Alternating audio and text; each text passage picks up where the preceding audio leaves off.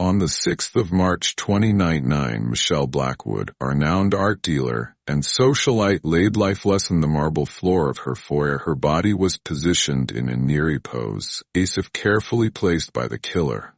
The multiple stab wounds to her chest seemed almost surgical, indicator of the precision of the murder. A small pool of blood had formed around her like a dark halo, and hairy eyes were frozen in a permanent stare, as if she had seen her own demise approaching. Her husband, Nicholas Blackwood, stood there in shock together with the Winchesters.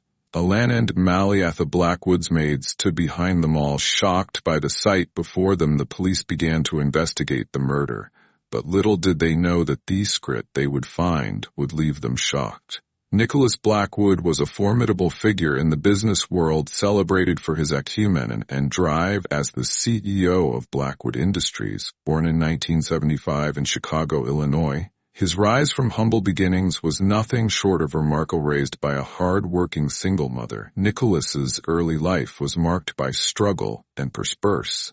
Driven by a desire to escape his circumstances, she excelled academically and earned a scholarship to the prestigious University of Chicago Booth School of Business in 1993. Upon graduating with an MBA in 1997, he started his career in a small real estate firm, where his innate talent for spotting potential and turning struggling assets into profitable ventures quick set them apart. By 2005, Nicholas had already made a name for himself in the business world, and in 2010 he founded Blackwood Industries, which rapidly expanded into a global conglomerate under his leadership. His success was marked by his ability to navigate complex financial landscapes and his uncanny ability to predict market trends under his leadership.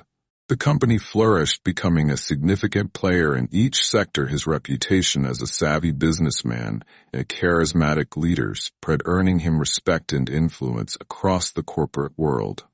Nicholas's life seemed to epitomize his success, from his thriving career to his opulent lifestyle, and he appeared to have it all. Michelle Blackwood, his wife, was a prominent figure in the art world, known for her sophisticated taste and keen eye for emerging talent. Michelle had made an name for herself as a celebrated art dealer since opening her own gallery in 2008. Her presence at high-profile gallery events and charity gala, such as the 2012 Venice Biennale and the 2015 Met Gala, was always noted, and she had a reputation for bringing a touch of elegance to every occasion. Mel's career and social standing complemented Nicholas's own, and together they formed a glamorous couple, admired by their peers. They had married in 2007, and their union, which had spanned 12 years, appeared to be the epitome of success and stability.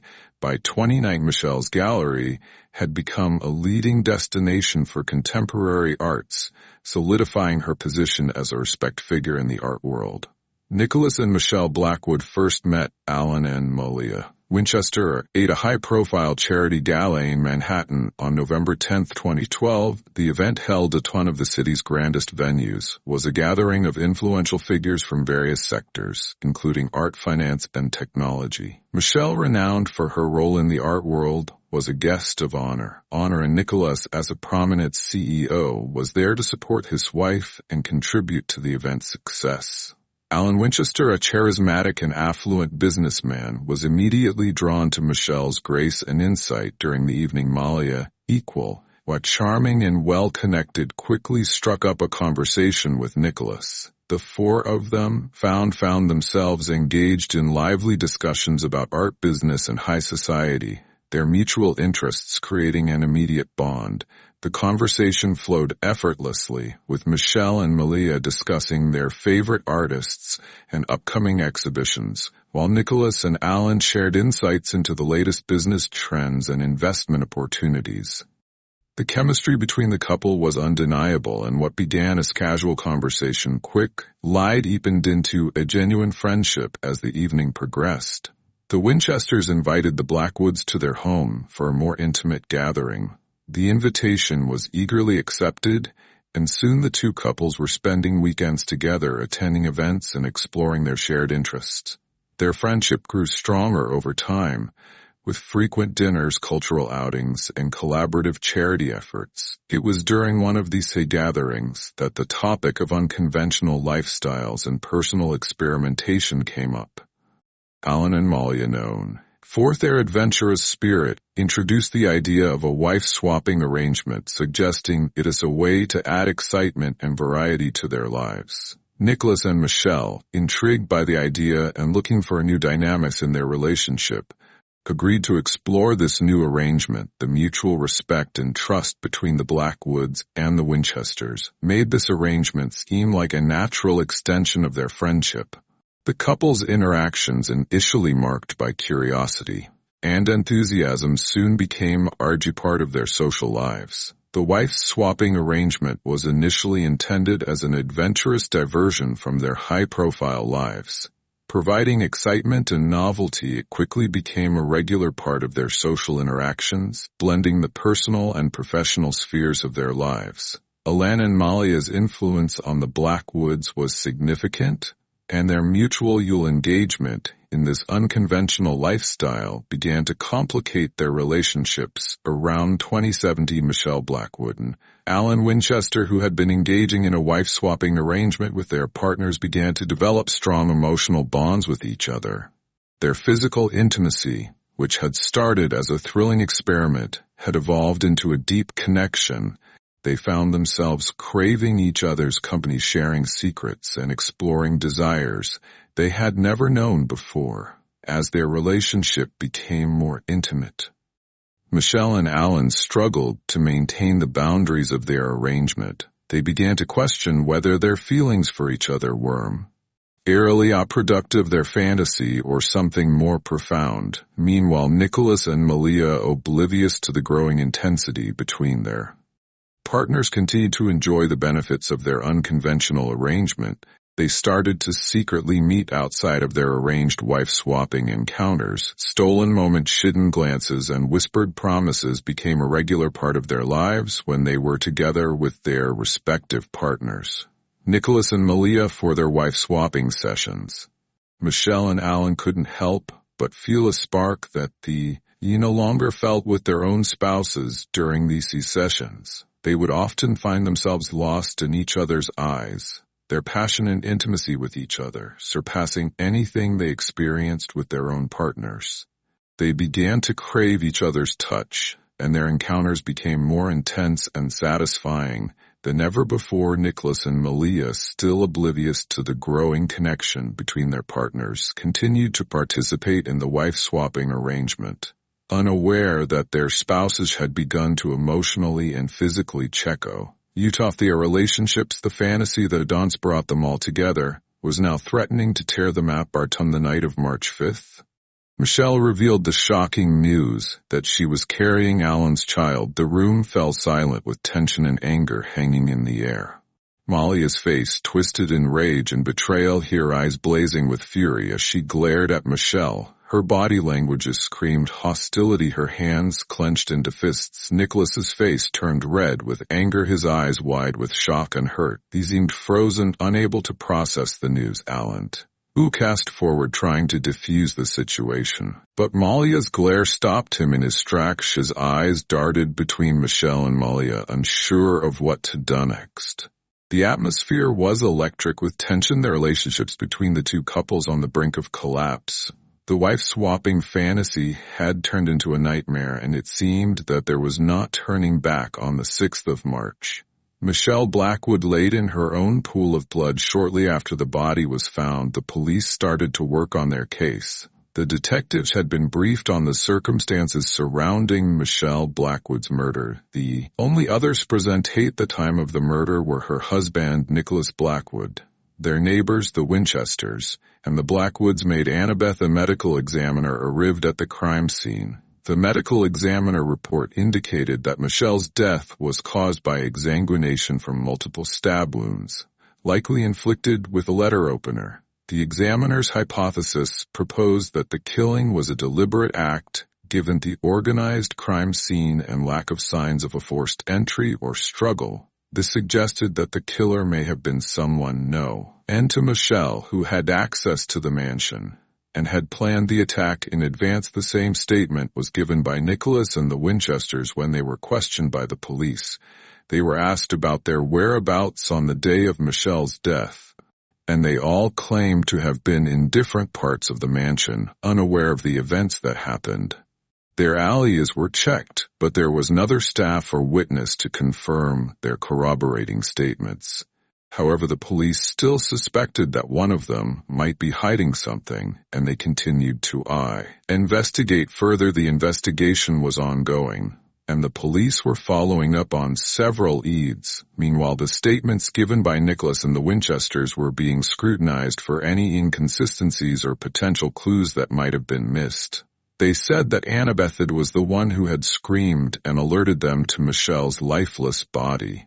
They claimed that they had been summoned to the scene by Annabeth's frantic cries for help and that they had been unaware of the events leading up to Michelle's death until that moment. Annabeth was questioned further, and she recounted her version of events. She claimed that she had been upstairs going about her daily routine when she heard Michelle's voice coming from downstairs. She said that Michelle was speaking with someone, but she couldn't make out who it was or what they were saying. As she came downstairs to investigate, she witnessed a horrific scenes. She saw Michelle being stabbed multiple times by an unknown assailant, who then turned and fled the scene. Annabeth claimed that she was too shocked and frightened to intervene, and that she had immediately called out for help and alerted Nicholas and the Winchesters. However, the police noticed that Annabeth's story seemed rehearsed and that she was being evasive about certain details. They pressed her for more information, but she insisted that she was telling the truth. The police were not convinced, and they continued to investigate Annabeth's involvement in Michelle's murder that day. Michelle's body was taken for autopsy, and a result came out. The medical examiner report revealed that Michelle's body had signs of a fierce struggle, and she was indeed pregnant. Although no DNA was found on her body, one peculiar detail caught the investigators' attention. A small, almost imperceptible thread of fabric was lodged in the wound. On her hand, further analysis revealed that the thread matched the fabric of the Blackwoods' living room couch. This suggested that the killer may have been in the house, possibly sitting on the couch before or after the murder. The thread could have been torn from the couch when the killer stood up or moved around and accidentally got caught in Michelle's wound during the struggle. The next day, the police investigation continued with a series of separate interviews. Nicholas, still reeling from the loss of his wife, was questioned in one room, while the Winchesters, including their maid Annabeth, were questioned in another. When asked to provide a detailed account of their activities on the night before the murder, discrepancies emerged in their statements. Nicholas claimed he had been in his study working late and hadn't seen or heard anything unusual. Alan said he'd been watching TV in the room upstairs, while Malia claimed she was in their bedroom reading a book. However, Annabeth, the maid, revealed that she had seen Malia arguing with Michelle in the living room around 10 p.m. and later saw Alan together with Michelle around 10:30 p.m. The police noticed that the Winchester stories didn't match Annabeth's account, and the maid's revelation raised more questions. Who was telling the truth, and what were they hiding? The investigation was getting more complicated by the minute.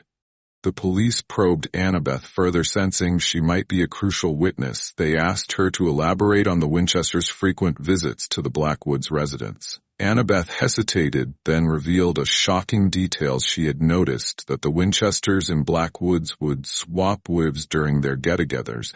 It was a regular occurrence, and Annabeth had grown accustomed to seeing the couples switch partners. The police were stunned by this revelation. They had suspected an affair, but not a consensual wife-swapping arrangement between the two couples. The police brought Nicholas and the Winchesters in for further questioning. Armed with the new information from Annabeth, they asked each of them separately had been involved in a wife-swapping arrangement, and to their surprise, all of them admitted to it. Nicholas, Alan, and Malia each confirmed that they had indeed been swapping partners, and that it had been a consensual agreement between the two couples. They claimed it was just a harmless experimental way to spice up their marriages and explore new connections as the investigation continued.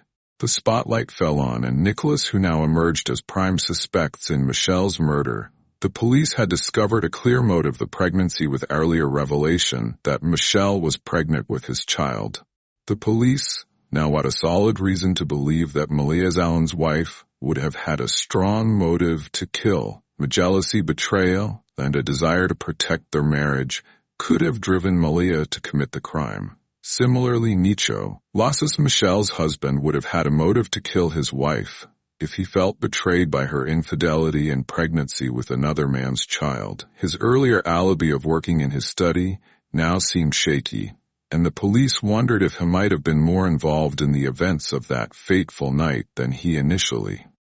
The police decided to bring Malia and Nicholas in for further questioning, this time with a focus on their potential motives and any evidence that might link them to the crime. The police obtained DNA samples from Malia and Nicholas, hoping to find a touch with any evidence collected from Michelle's body. However, after conducting thorough tests, they found not traces of their DNA on Michelle's body or at the crime scene, with no physical evidence linking them to the crime. The police were forced to release Malia and Nicholas from detention despite their suspicious behavior, and questionable as the lack of concrete evidence meant the police had no grounds to hold them. Their lawyers had been arguing for their release, citing the absence of any tangible proof connecting them to Michelle's murder. The police had searched their belongings, phones, and computers, but found nothing incriminating: no DNA, no fingerprints, no suspicious transactions or communications. It was as if they had been careful to cover their tracks, or perhaps they were simply telling the truth about their innocence. As the police struggled to find any physical evidence, the pressure from the lawyers and the court mounted. The police knew they couldn't hold Malia and Nicholas indefinitely without charging them. Reluctantly, they made the decision to release them, hoping that further investigation would uncover new leads. Malia and Nicholas left the detention center looking relieved but still shaken by their ordeal. They maintained their innocence, claiming they had been wrongly accused and were grateful to be free once more.